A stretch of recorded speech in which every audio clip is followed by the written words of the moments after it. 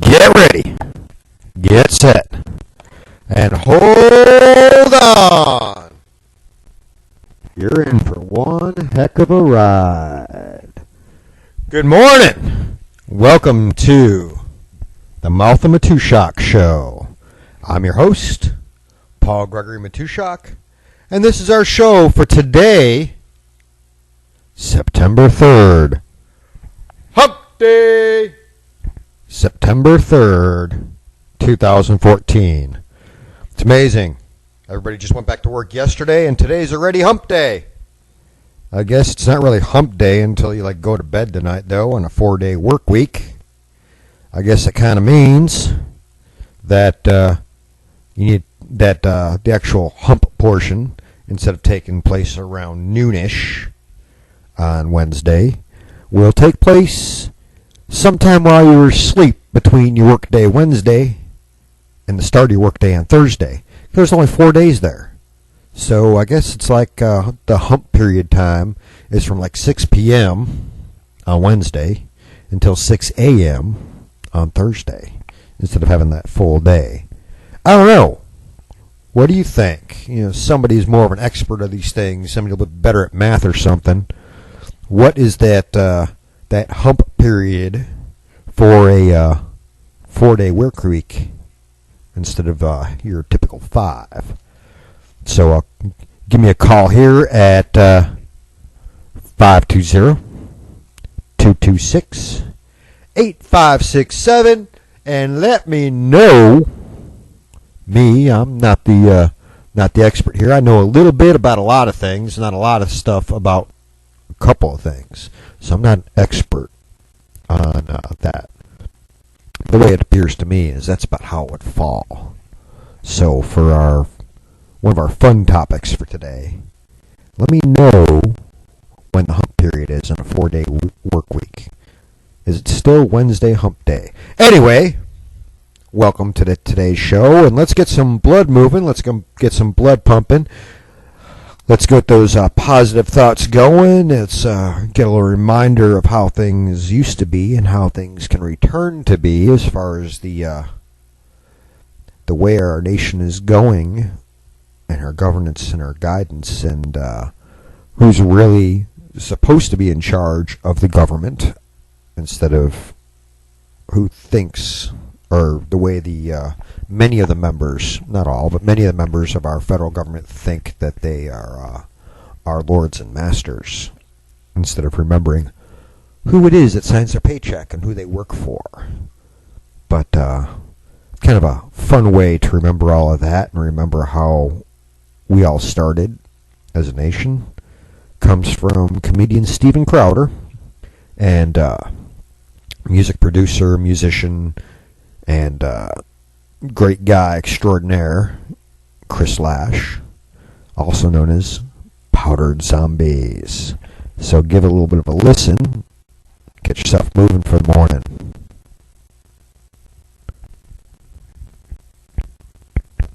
Mr. America, look what you've done. Yeah, looking at the country is not what I intended. Gotta start to make a change before the never-ending story of a failed nation runs straight out of luck. Like $1 million Tyler Perry movies, you suck. All you little have life is still selfish and want more voting in your self-interest now instead of the core principles that made this country both honest and true. Free to speak, worship, pursuit of your happiness too. With all the money you fly, you gon' be needing a big freeze. Hate the size of the Fed like Jesus hated the fig tree. As the spending goes up, you gotta borrow some more. Borrowing from the Chinese like, oh my lord. Instead you just tax more, you're increasing the size of the federal government. Yeah, the Georgia surprise. You'll be done like Detroit, man, no you ain't coming back. Forget it, I'm out, I'm muzzle loading. Mr. America, look what you've done. You trade your liberty and sovereignty for lies and promises. Mr. America, don't you run away. You pick up pieces up and face the problems, you'll be great again. I got tired of rolling over in my grave every day, making a monarchy of my beloved say your little glitches need reminding of what we were before, and the sitch that led us up to revolutionary war. High taxes to the throne without a voice of our own. Rule top down from the crime we wanted left alone. Oh, y'all so soft, you're taking it year after year. We were fighting red coats while we're brewing our beer. Now I'm drinking, spitting ciphers through a grill made of wood. That's how it all went down in G-Dub's neighborhood.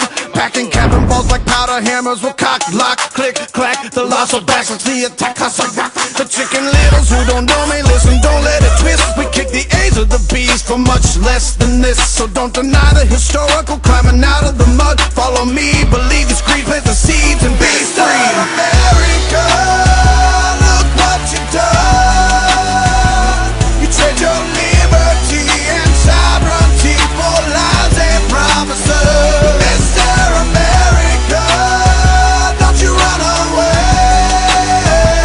You pick up pieces up and face the problems, you'll be great again. On the woman at 85 when it's really a 12. Hear me, classes in session, you can't be safe out the veil. What happens when you keep printing more dough?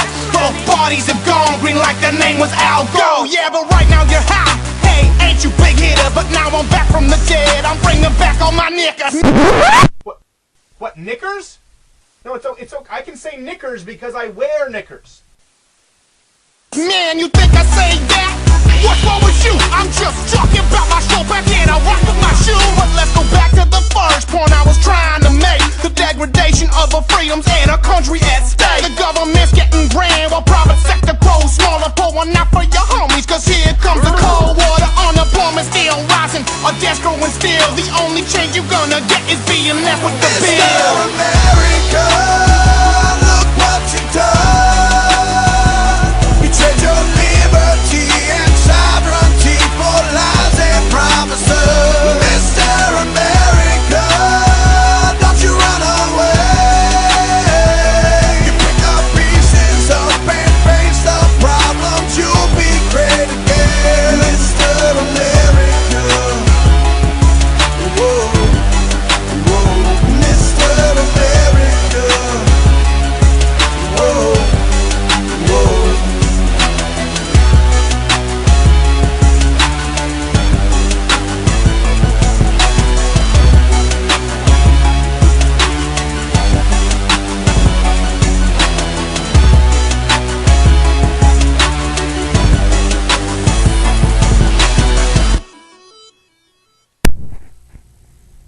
Yeah.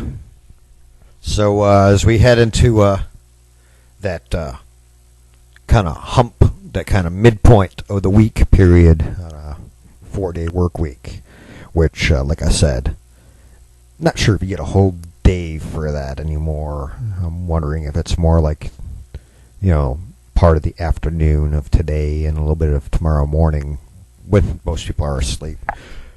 But again, I'm not the expert on that. Somebody who can sit there and do the statistical Gaussian bell curve functional stuff on that can tell me about when that should be on a 4-day work week where you have Monday off. And of course, it'd be different if you have Friday off too. So, yeah. Anyway, talking about minutia, talking about stuff that really don't matter, but that's okay. Sometimes it's good to kind of talk about those things. It can be fun. It's like debating what your favorite color of blue is. Is it cerulean or royal blue? And yeah, I'm waiting for people to sit down and look up cerulean and realize that cerulean blue and royal blue are the same frickin' color. But anyway. Or maybe I'm wrong. Again, I'm not an artist, so I'm not expert on hues and tones. But anyway, everybody's wondering how the my battle against nicotine is going. Dun dun dun dun. Folks, from personal experience, and it's been this way every time I've attempted to quit. But right about bedtime is when it's the worst, and that's when the thoughts wander to, where the heck are they? Do I have any hidden somewhere? if I just have a little bit tonight, I'll sleep it off. It'll be out of my system. All kinds of different thoughts go through there. And I will be 100% honest. For me, that's like terrible. I will sit up all night long fretting about it, which just makes everything worse if I don't. So, my first day of being nicotine-free, I had 2 cigarettes left in my pack, and I had one the first night before I went to bed. And I slept like a baby, and yes, yesterday was a little bit harder than day 1 was. But it usually is that way, the previous times I've quit. It's usually mid to late in day 2 where I break down and say, the heck with this. Well, I had that second cigarette saved that I was going to use for last night to just get me through the night. Well, last night, folks, I went out and I lit it up. Then I took one breath. I was like, it ain't all that. It ain't like that first cigarette in the morning where you take that first puff, you're like, ah. It was like, nah, I wasn't too into it. I figured, okay, I'll take a second puff, maybe just the taste or whatever. Or the fact that I hadn't had one all day long and, maybe it was going to take a little bit more. So I took a second, a little bit deeper pull in. And it did kind of tickle my lungs a little bit, not in a way that I liked. So I looked at that thing and put it out.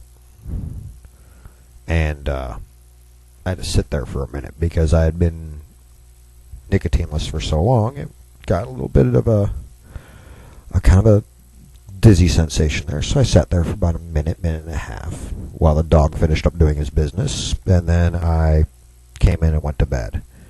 But yeah, it was literally 2 puffs. And the first one was that one that you take when you first light.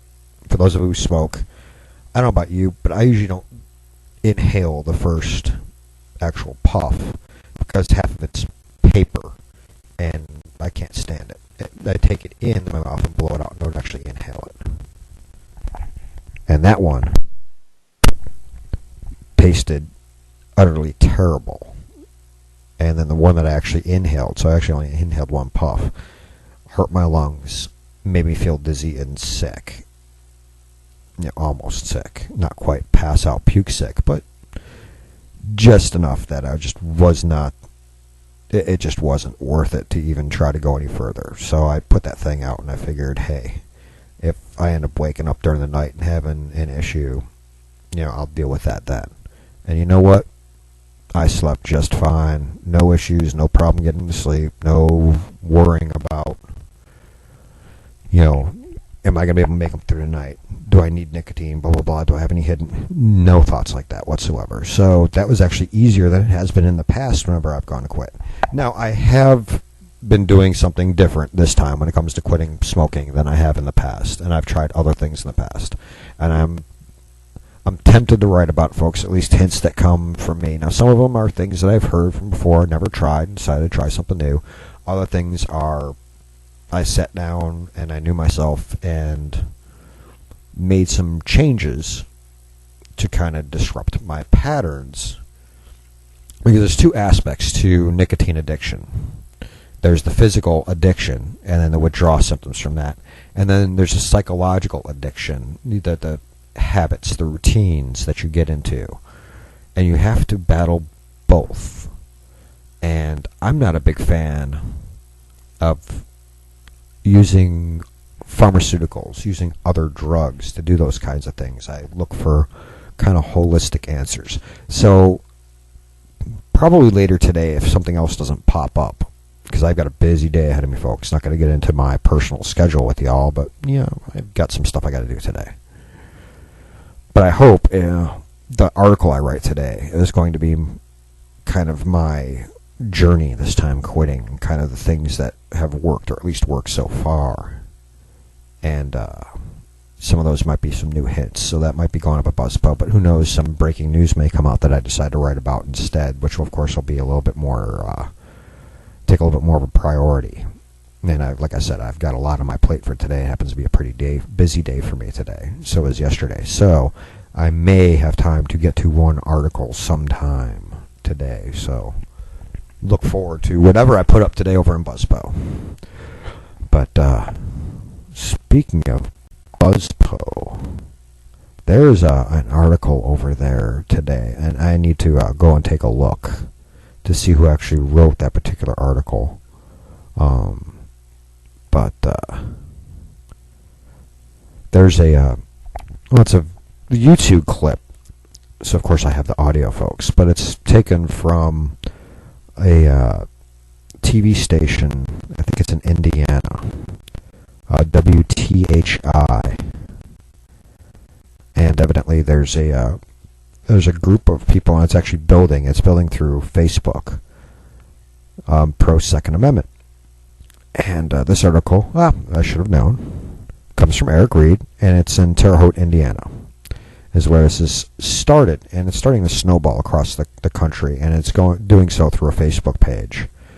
And I'll see if I can't paste a link to that for those of you looking at or listening to the podcast. But for those of you who happen to be with us live today, to our listener out there, good morning. Give me a call, 520-226-8567. Love to hear from you this morning. But here's what's kind of going on with a new pro Second Amendment movement that kind of counters the lunacy that the MDA crowd and the Everytown crowd does by saying, hey, let's boycott any business that allows people to carry firearms, whether concealed or open. And this is the pushback, kind of, sort of. The flip side of it, which is gaining a lot of support. Now, like I said, this is a news article that's coming from a television station that was then put over onto YouTube. And they do kind of get both sides of the story. But let's take a little quick listen here.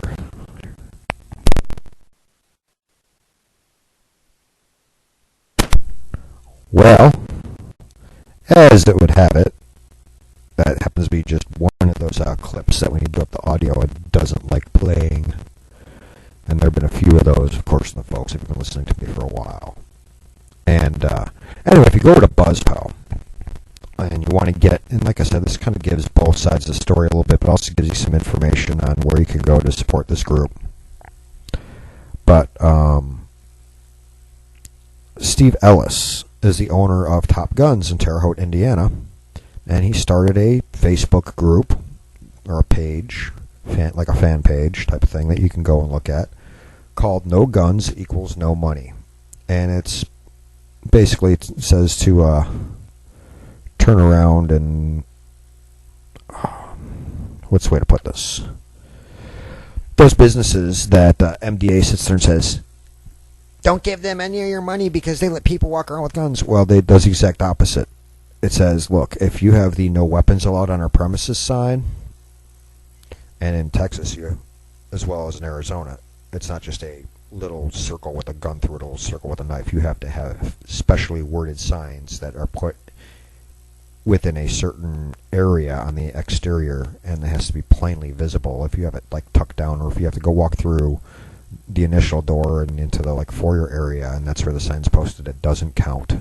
As one restaurant in Arizona found out when a few of us walked in, and they said, well, they're not allowed in here. I'm like, really? Where's your 30-06 sign? And they said, it's right there. I was like, really? That doesn't count. You must not know the law. It has to be on the exterior at eye level. And by the way, your words are less than an inch tall. They're only a quarter inch tall, which also violates. And the manager just dropped his jaw and was like, I know the law. Now, if you are nice enough and ask us to please go put them up, we will. But I'm going to tell you right now, legally, you can't ban us from having them here. Yeah, but that's a different story, folks. Just any place that has a little no guns allowed, or the please don't bring them in, or whatever sign. This place is basically saying, stop giving them your business because money equals votes. And businesses, if they start losing a large amount of revenue, they'll change their minds because they'll do whatever pleases their customers. And I'll tell you this right now, folks. when you're talking about your bigger places like Target, Walmart, Chili's,